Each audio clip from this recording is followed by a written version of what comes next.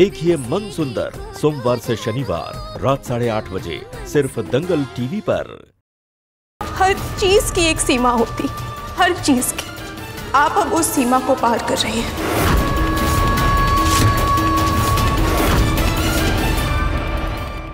तो अब इतनी हिम्मत हो गई तुम्हारी कि तुम मुझसे जबान लड़ा रही हो। एक तो खुद गलती की और ऊपर से खड़ी खड़ी या सीना जोरी कर रही हो तुम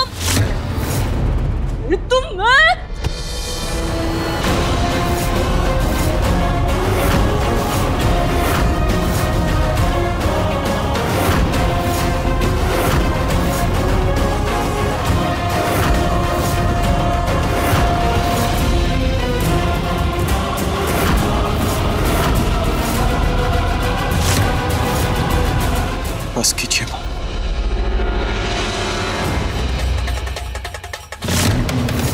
लास्ट टाइम भी कहा था मैंने कि हर हादसे के लिए रुचिता पर ब्लेम करना बंद कीजिए आप। तो मैं क्या करूं निहार, मैं क्या करूं? हर हादसे की जगह पर ये मौजूद होती है। हमेशा इसे ही पता होता है कब, कहां, कैसे, किसके साथ क्या होने वाला है। और बेटा ऐसा तो सिर्फ दो ही लोगों को पता होता है, या तो भगवान या फिर उसको जो ऐसी हरकतें कर रहा हो। अब ये लड़की तो भगवान है नहीं, तो इसका मतलब ये हर कांड के पीछे की मुजरिम है।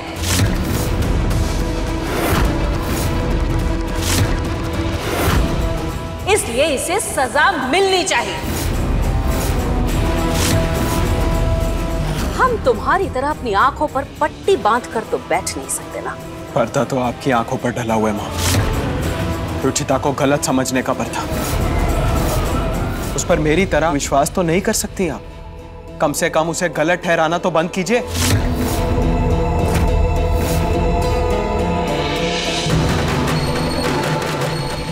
रुचिता मुझे कभी नुकसान पहुंचा ही नहीं सकती।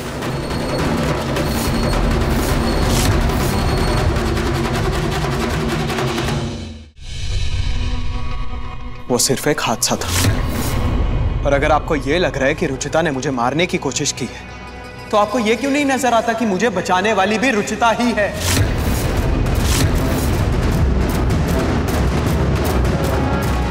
अरे अपने फायदे के लिए इसने बचाया है तुम्हें निहार, अपने फायदे के लिए। चलिए, कम से कम आप ये तो मानती है कि उसने मुझे बचाया तो सही। तो अब बात यही खत्म करिए। आप रुचिता से कोई सवाल नहीं पूछेगी और रुचिता कोई सफाई नहीं देगी।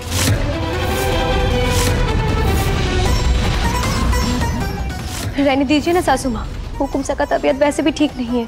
मेरे व्रत और पूजा की वजह से संतोषी माँ ने मेरे सुहाग की लाज रखी है।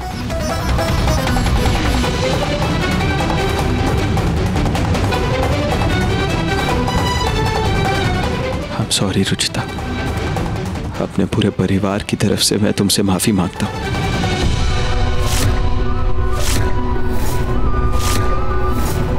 अगर आज मैं जिंदा हूं, अगर मेरी उम्र लंबी है, तो वो सिर्फ तुम्हारी वजह से।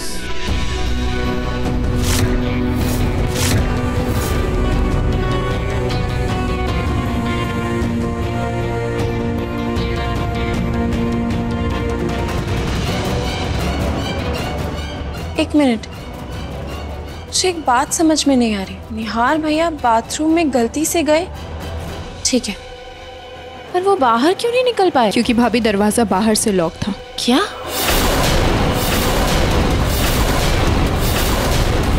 जिसने भी ये किया है मैं उसको ढूंढ के रहूंगी।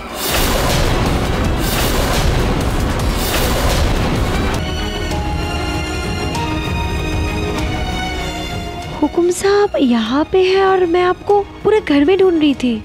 अच्छा हुआ तुम आ गए। इधर आओ, बताओ रुचिता को कि मैं तुम्हारा पति नहीं हूँ। जी हुकुम साहब, मैं आपकी पत्नी नहीं हूँ।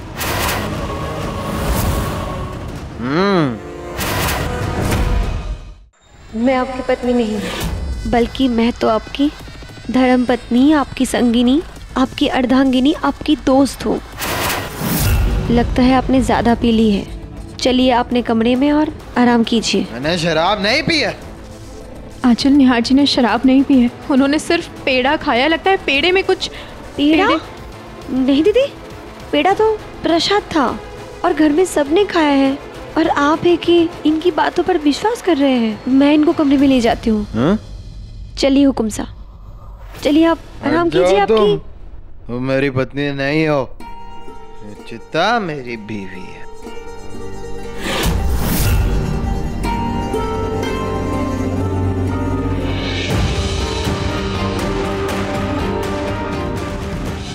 रुचिता दीदी, अब हुकुम साहब की किसी बात को दिल से मत लेना। वो नशे में है तो इसलिए बहकी बहकी बातें कर रहे हैं, और कुछ नहीं। नशे में इंसान बहकी बहकी बातों के साथ सच्चाई भी बोलता है। कहीं ऐसा तो नहीं कि ये आंचल निहार जी की पत्नी है ही नहीं।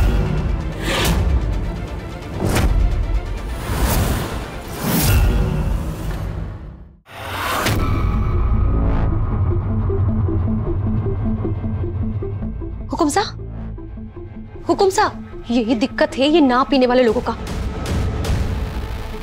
यहाँ मैं पूरी बोतल घटकने के बाद भी सीधी खड़ी हूँ, और ये हुकुम साहब तो पेड़े क्या खाए, कदम और जबान सब लड़खड़ाने लगे। उस रुचिता के सामने सारे राज उगलने वाले थे। अच्छा हुआ मैं सही समय में पहुंच गए, नहीं तो पता नहीं ये हुकुम साहब रुचिता को क्या क्या बता देते। हमारे बीच का वो राज खोल देते जो किसी को पता नहीं चल सकता, खास करके वो रुचिता को तो बिल्कुल भी नहीं।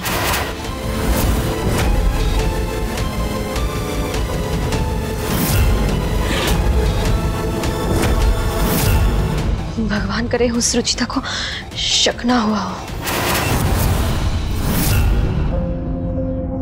एक राज की बात बताऊं तुम्हें, आंचल मेरी बीवी नहीं है, ना ही मेरी दूसरी शादी हुई है। मम्मा कसम।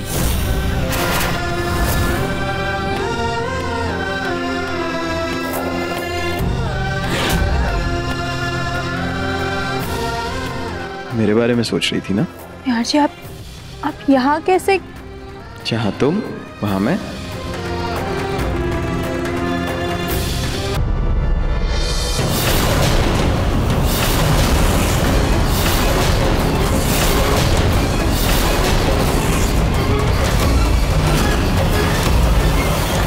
रुचिता, बीवी बहू को रोकने की हिम्मत कैसे हुई तुम्हारी? सॉरी माँ, मैं ये करना तो नहीं चाहती थी, लेकिन मेरे पास और कोई रास्ता नहीं। दरअसल सुमन दादी और हेमा दादी को मीठा मना है खाना, और इस मिठाई में बहुत ज़्यादा मीठा है, और गंगा दादी का हमेशा बीपी हाई रहता है, वो कुछ भी तला भुना नहीं खा सकती।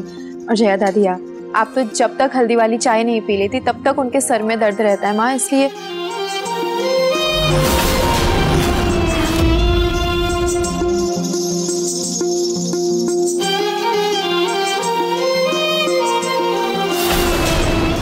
सिर्फ एक बार मिले हैं हम रुचिता से, फिर भी उसे हमारे बारे में सब कुछ याद है। इतना तो हमारी बहुओं को भी याद नहीं रहता। अरे पूनम ने भी कभी याद नहीं रखा, कितनी बार आए हम यहाँ पे। दादी, कभी कोई अपनों का ख्याल रखना भूल सकता है कि नहीं? आंचल भी ये सब सीख जाएगी। जी मैं अभी सब बदल कर अब सबके हिसाब से लाती हूँ।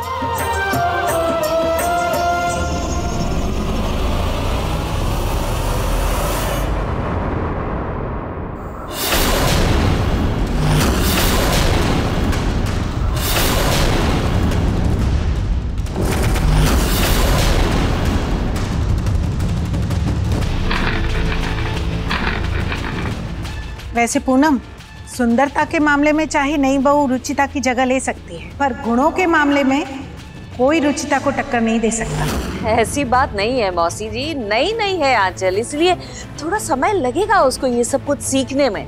देखिएगा धीरे धीरे वो सब सीख जाएगी, और एक दिन आप सभी कहेंगी कि कितनी गुणवान है मेरी आंचल। लेकिन रुचिता ने जिस तरह से घर संभाला है, और इस घर से रिश्ता टूटने के बाद भी जिस तरह अपने पिता समान ससुर की सेवा की है, ये बहुत बड़ी बात है पूनम, और इसे तुम झुठला नहीं सकती।